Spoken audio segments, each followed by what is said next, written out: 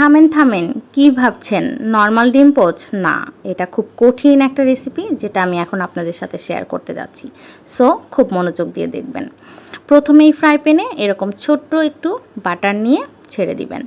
তারপরের কাজটা কিন্তু আরেকটু কঠিন হতে যাচ্ছে। একটা ডিম নিয়ে এইভাবে আস্তে করে এটাকে ছেড়ে দিবেন। আর এটা কিন্তু খুব সাবধানে করবেন, না হলে কিন্তু রেসিপি নষ্ট হয়ে যাবে। আর এটা হতে হতে আপনাকে আরেকটা যেই কাজ করতে হবে, এরপর কিছু একটা গার্নিশ করতে হবে। কিন্তু আমি তো একটু লো বাজেটে ছিলাম, তাই একটু তিল ছিল ওইটাই ছিটিয়ে দিয়েছি, সঙ্গে দিয়েছি একটু সল্ট। আপনাদের কাছে এর চেয়েও ভালো কিছু থাকলে ট্রাই করতে পারেন। আর এরপর এটা মাস্ট করতে হবে, সেটা হলো এরকম একটা অ্যাস্থেটিক ভিডিও। এটা না করলে কিন্তু ডিম পোস্ট একদম মজা হবে না। তারপর খুব আস্তে করে এইভাবে তুলে নেবেন, তারপরে জুম করে আরেকটা ভিডিও নিতে হবে। এটা না হলে কিন্তু আরোই হবে না। বাসায় ট্রাই করে আমাকে জানাবেন। আল্লাহ হাফেজ।